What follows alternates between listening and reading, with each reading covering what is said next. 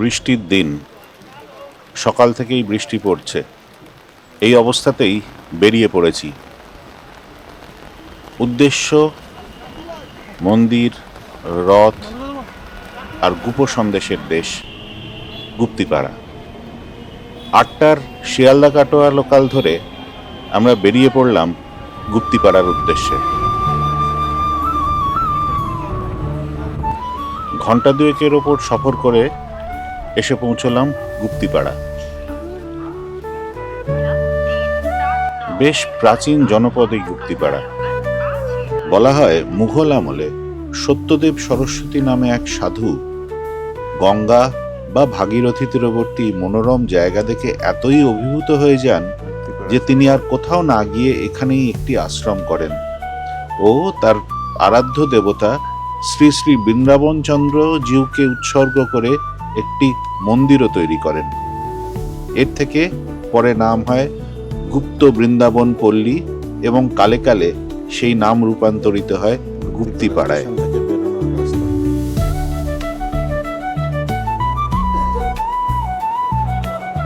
Station থেকে বেরিয়েই সামনে ডান দিকে টোটো স্ট্যান্ড।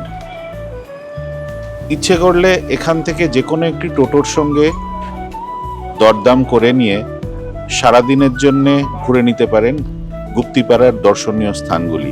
ঘন্টা 3 মতো সময় লাগে।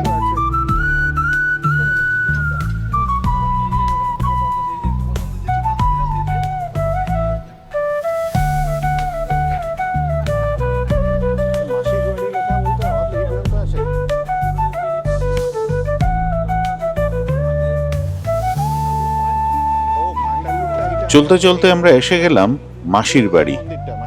গুপ্তিপাড়ার রথ 7 দিনের জন্য এখানেই এসে থামে, আর এই মাসির বাড়িতেই থাকেন জগন্নাথ, বলরাম, সুভদ্রা। এখানে একটি মজার অনুষ্ঠান অনুষ্ঠিত হয়। উল্টো রথের আগের দিন প্রায় 400 মালসায় 5 কেজি করে ভোগ রন্ধন হয় এবং সেই ভোগ রাঁধা হয়ে গেলে তারপর তা বিলিয়ে দেওয়া হয় সাধারণ মানুষের ভেতরে। আর তখনই চলে ভান্ডারা লুট। ভান্ডারা লুট এখানকার একটি জনপ্রিয় অনুষ্ঠান।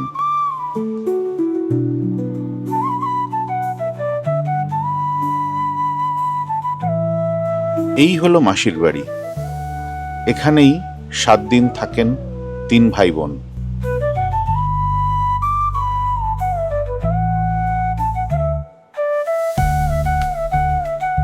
মাসির বাড়ি থেকে বেরিয়ে রাস্তার উল্টো দিকে হচ্ছে সীতারাম ওঙ্কারনাথ মিষ্টান্ন ভান্ডার। এই মিষ্টান্ন ভান্ডারের নাম করলাম কারণ গুপ সন্দেশের জন্য প্রসিদ্ধ এই মিষ্টান্ন ভান্ডার। কিন্তু আমরা অভাগা, না পেয়েছি সে সন্দেশ দেখতে, না পেয়েছি চেখে দেখতে।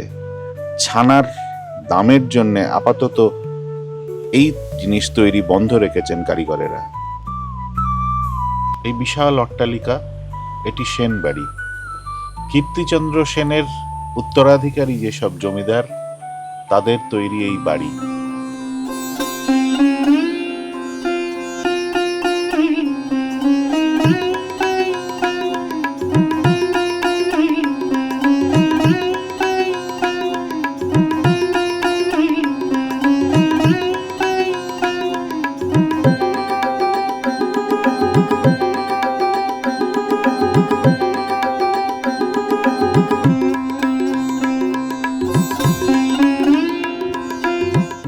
বিশাল বাড়ির পেছন দিকে রয়েছে একটি বিরাট গভীর দিঘি। সেসব দেখে বোঝাই যায় যে এই সেন বাড়ির একসময় কি প্রতিপত্তি ছিল।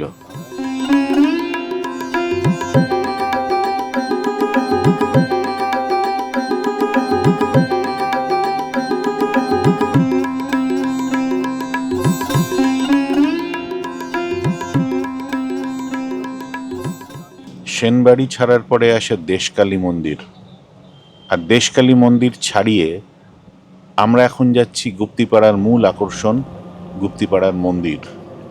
আর ওই যে দূরে চালা দেখা যাচ্ছে, ওখানেই রাখা আছে গুপ্তিপাড়ার বিখ্যাত রথ। এই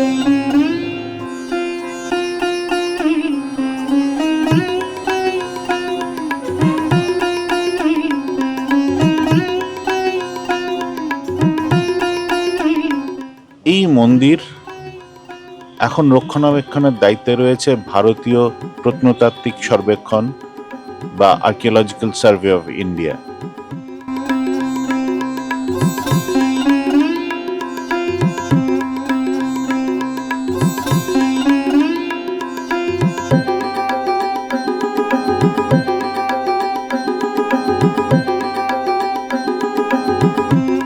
এই বৃন্দাবন চন্দ্র মঠ বা বৃন্দাবন চন্দ্র মন্দির প্রাঙ্গণের ভেতরে ঢুকলে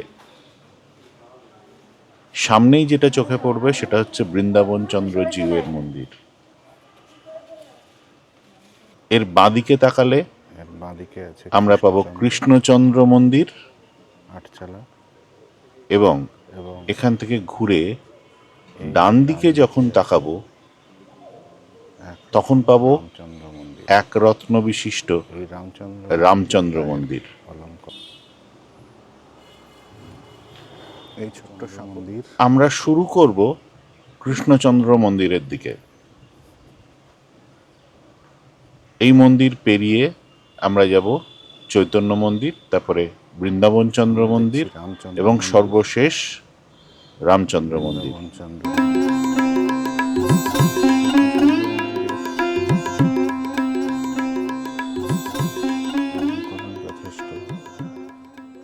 কৃষ্ণচন্দ্র মন্দিরটি 1745 সাল নাগাদ নির্মিত। আটচালা মন্দিরটিতে কিছু পোড়ামাটির কাজ এখনো অবশিষ্ট আছে, বিশেষ করে ত্রিখিলানযুক্ত প্রবেশদ্বারে এখনো কিছু কিছু কাজ লক্ষ্য করা যায়।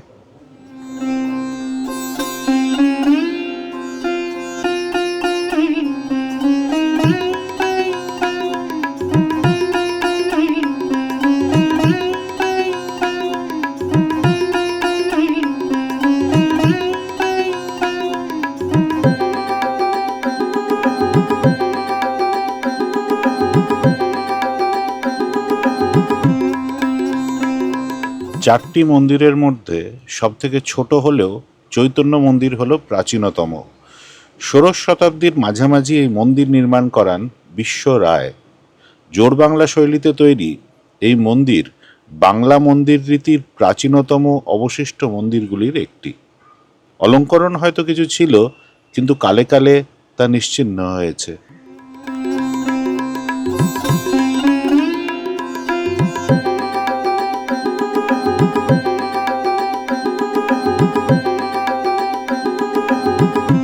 এগুলি সম্ভবত রথের শোভাযাত্রার পুতুল, যেগুলো স্থান পেয়েছে এই চৈতন্য মন্দিরে। এইবারে চৈতন্য মন্দির ছেড়ে আমরা যাব বৃন্দাবন চন্দ্র জিউ মন্দিরে।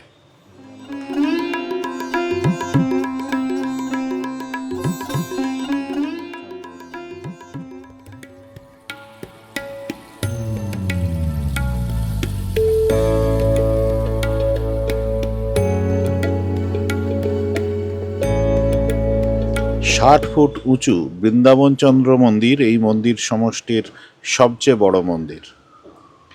মনে করা হয় বাগবাজারের গঙ্গানারায়ণ সরকারের পৃষ্ঠপোষকতায় 1810 খ্রিস্টাব্দে এই মন্দির নির্মিত হয়।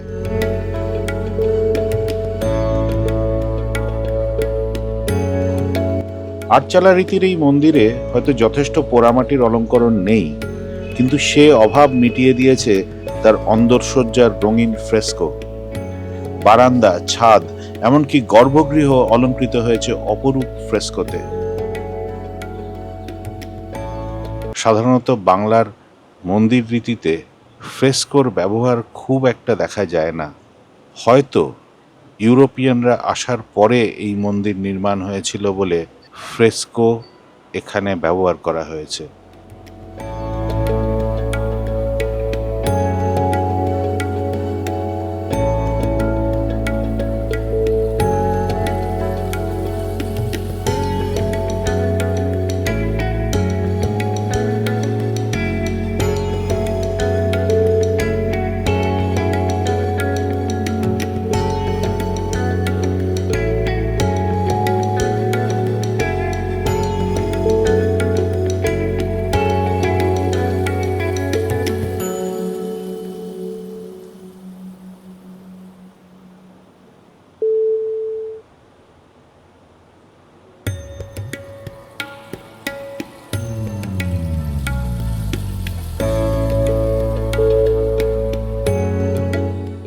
প্রবেশদ্বারে কিছু পোড়ামাটির কাজ আছে, যার মধ্যে উল্লেখযোগ্য খিলানের ওপরে দ্বাদশ শিবলিঙ্গ।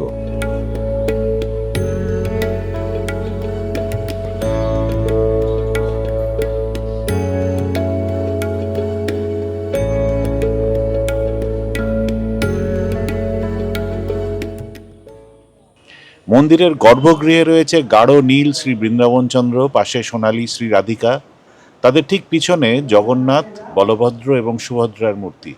রথযাত্রার দিন এই তিনটে মূর্তি সুউচ্চ রথে অন্য একটি মন্দিরে নিয়ে যাওয়া হয়, যেখানে তারা 7 দিন থেকে উল্টো রথের দিন আবার এই মন্দিরে ফিরে আসে। এই মন্দির প্রাঙ্গণের সম্ভবত সবচেয়ে জনপ্রিয় মন্দির হল একরত্ন রামচন্দ্র মন্দির। অষ্টাদশ শতাব্দীর শেষের দিকে শেওড়াফুলির মহারাজা হরিশ্চন্দ্র রায় নির্মাণ করান এই মন্দিরের। 4 চালা ছাদ ও তার উপর অষ্টভুজাকৃতি একরত্ন। এই মন্দিরটির বিশেষত্ব হল পোড়ামাটির অলঙ্করণ।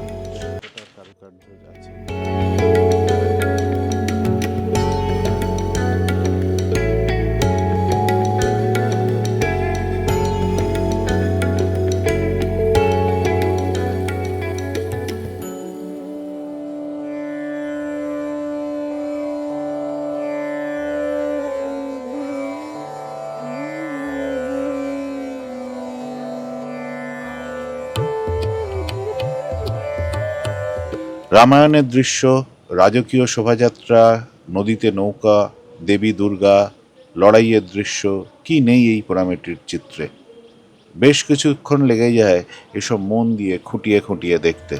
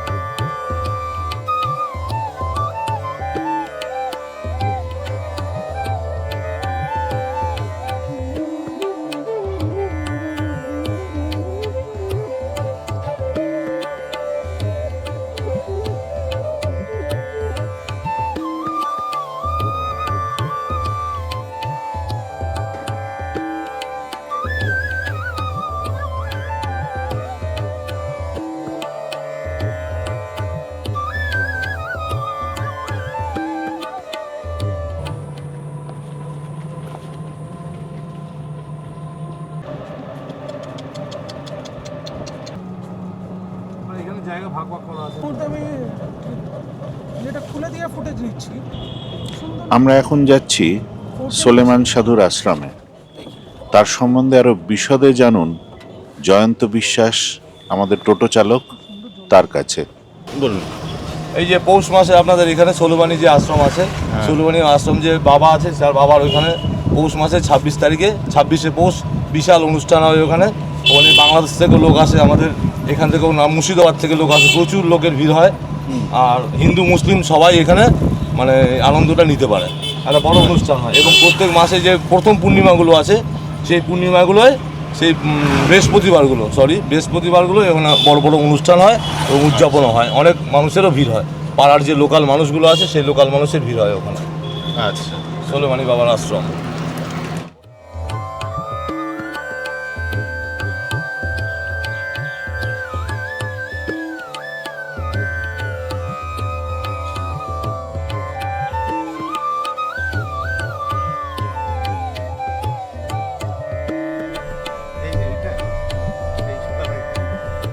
গুপ্তিপাড়ায় প্রথম বারোয়ারি দুর্গোৎসব হওয়া সত্ত্বেও গুপ্তিপাড়ার প্রধান উৎসব কিন্তু দুর্গাপূজা নয়।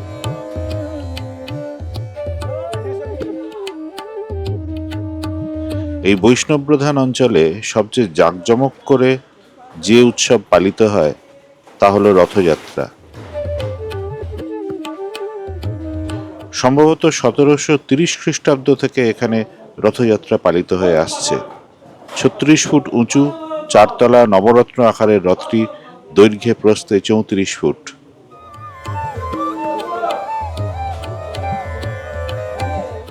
যে সময় এই রথযাত্রা শুরু হয় সে সময় নাকি রথটি 13 রত্ন বিশিষ্ট ছিল, কিন্তু 1858 সালে একটি দুর্ঘটনার পর রথটি এখনকার নবরত্ন আকার পায় এবং বর্তমান রথটি সেই 280 বছর আগেকার রথ।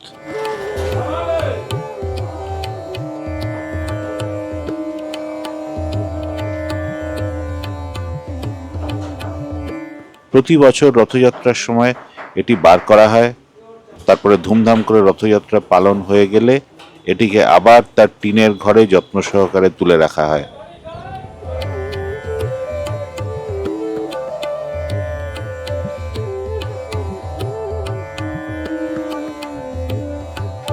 সিরাজউদ্দৌলার সেনাপতি মোহনলালের জন্ম গুপ্তিপাড়াতে।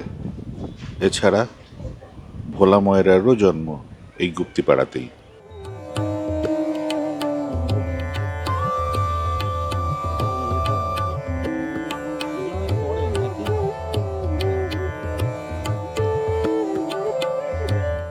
দেশকালী মন্দিরের পাশ দিয়ে যে রাস্তা, তাই দিয়ে এগিয়ে গেলে পাবো বিন্ধ্যবাসিনী তলা, বিন্ধ্যবাসিনীর মন্দির। এই স্থানের মাহাত্ম্য কি না, এই স্থানেই নাকি প্রথম বারোয়ারি পুজো হয়।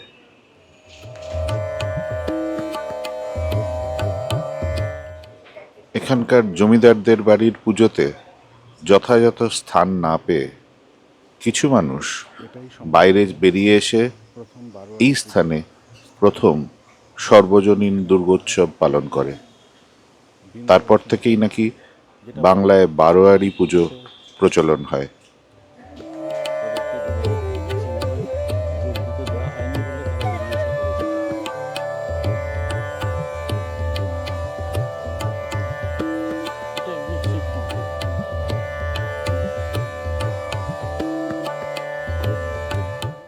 এই জোড়া শিব মন্দিরের পাশেই সেনবাড়ির দুর্গা দালান।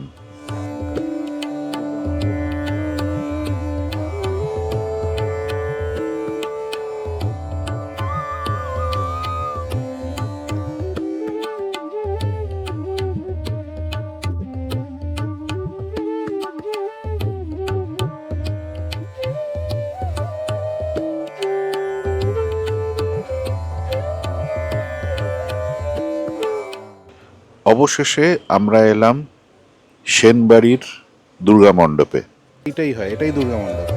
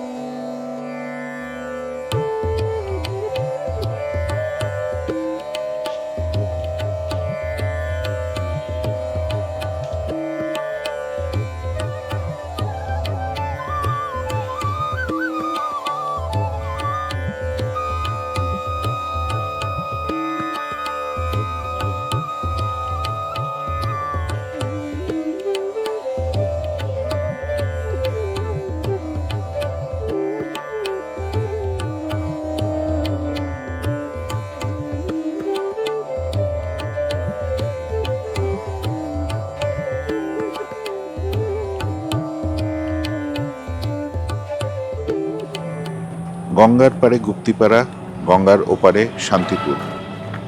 ট্রেনে শান্তিপুর এসে লঞ্চ পেরিয়েও গুপ্তিপাড়ায় আসা যায়। বসার পক্ষে দারুণ। আর এই গঙ্গার ধারেই ঘন জঙ্গলের ভেতরে রয়েছে একটি স্তম্ভ।